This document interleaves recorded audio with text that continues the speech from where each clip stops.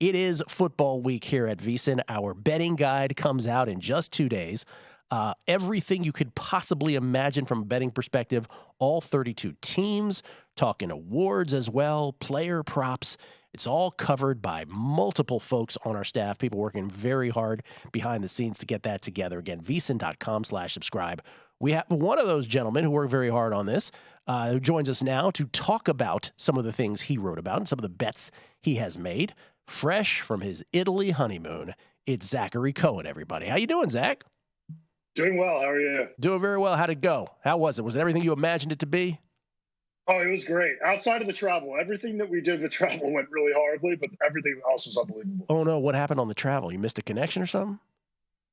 We had a lot of flight delays, and my wife lost her luggage in Rome, which was not good. She, we separated our stuff with, clean stuff went in my bag, and I don't know what it was, but all of her stuff went missing, none of mine. All right. Well, did you eat well? That's all I wanted. Did you eat okay? Yeah. Oh my God, the food was unbelievable. Unbelievable. Good for you, man. Congratulations again. I'm sorry that you had the hardship there, but I'm glad you overcame it. The betting guide, somehow you managed to still write for the betting guide, which is just amazing. And in terms of divisions, you focused on the NFC West. How do you feel that division shakes out, sir? Yeah, so I think it shakes out almost exactly like it did last year. I really like the 49ers to win. You could get not a bad price on them. I think it's like minus 200 on them to win the division. And I do think that the 49ers are going to win the Super Bowl. So that made it really easy for me. But I also do think that the Seahawks are a good team to pick over on the win total. I think that they can be a lot better this year with Jackson Smith and Jigba in there, and just another year of under that offense with Geno Smith feeling a little bit more comfortable.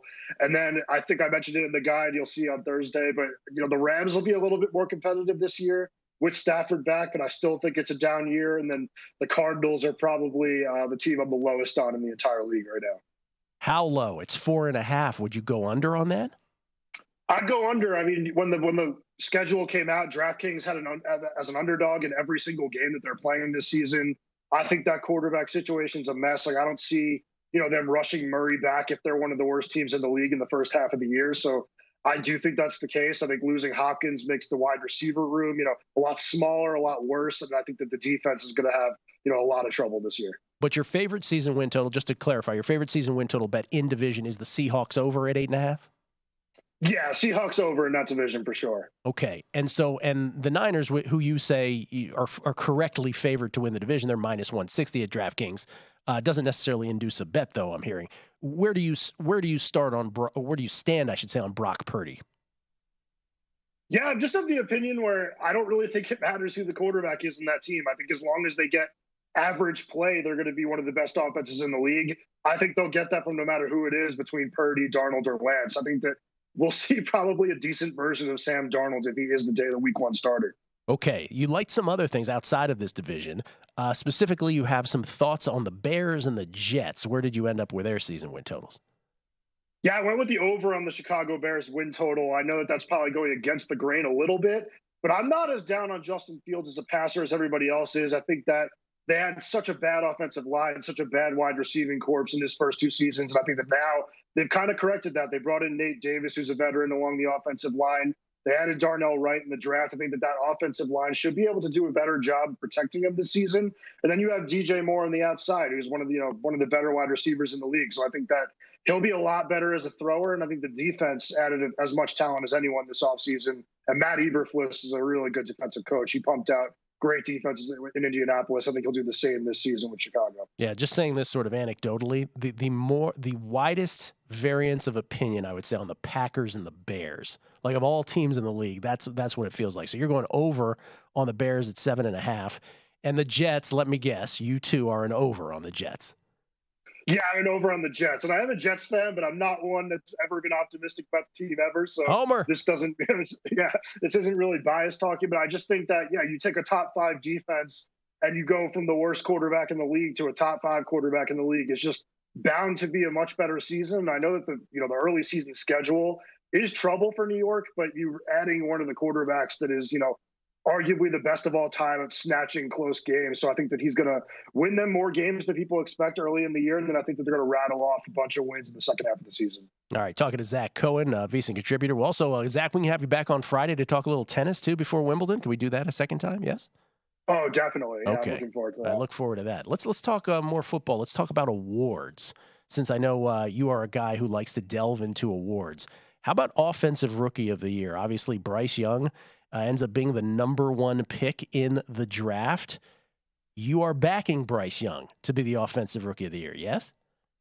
I'm backing Young. I was really surprised to see that Bijan Robinson was the favorite to win that award. I just think that these are the types of awards that tend to skew quarterback. And I think if the Panthers are, half as good as people expect them to be this season, a lot of people have picked them to win that division.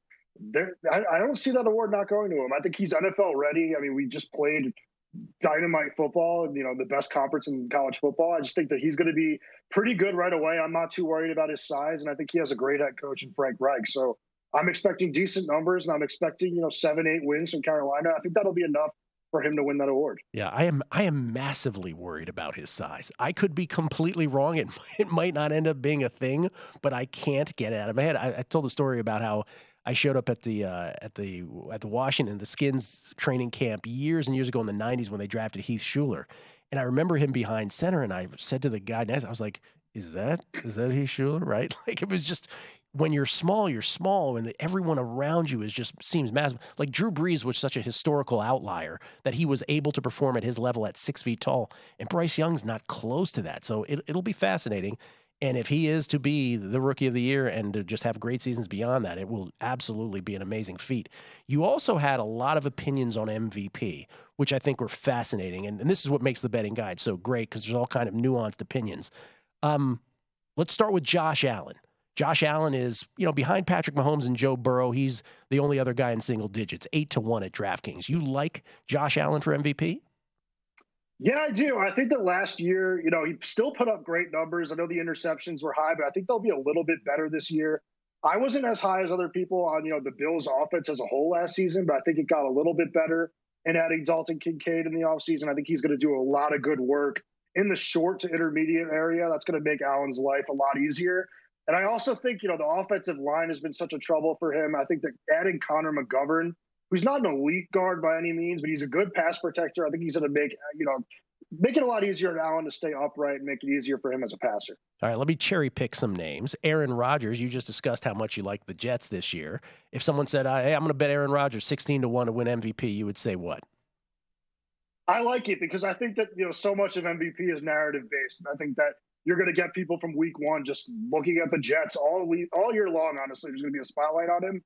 If he performs at a decent level, there's going to be inflation in terms of his MVP odds. And I think that he's going from one of the worst situations in the league in terms of pass catchers to one of the best. So I like him a lot. I think that offense is going to be built around every single thing he does well. Another team and another player where there's a lot of disparate opinions on are the Jaguars, and specifically Trevor Lawrence. Trevor Lawrence right now 14-1 to win MVP at DraftKings. Your thoughts on him?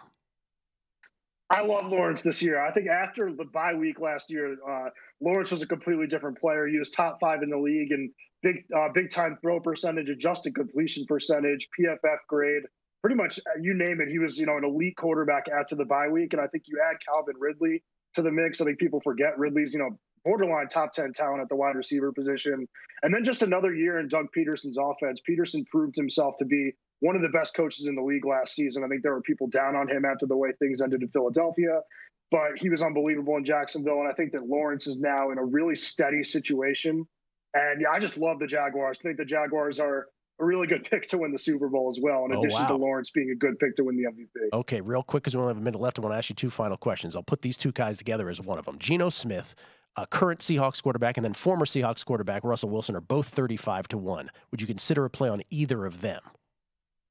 Both of them. I had them both as my dart throws at the MVP odds. Smith is a guy, maybe he topped out last season. I mean, it's probably likely that he did, but he's getting another weapon in Jackson Smith-Njigba, who's going to be just an unbelievable wide receiver. I was really high on him in the NFL draft.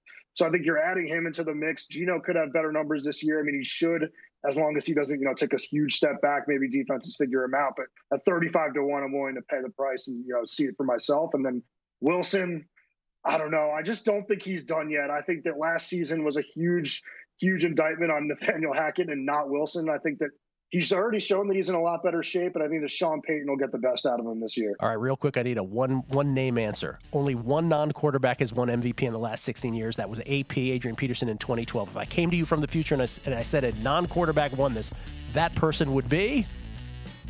I wouldn't bet it, but Christian McCaffrey. I wouldn't bet it for Christian McCaffrey. Thank you, Zach. Appreciate it.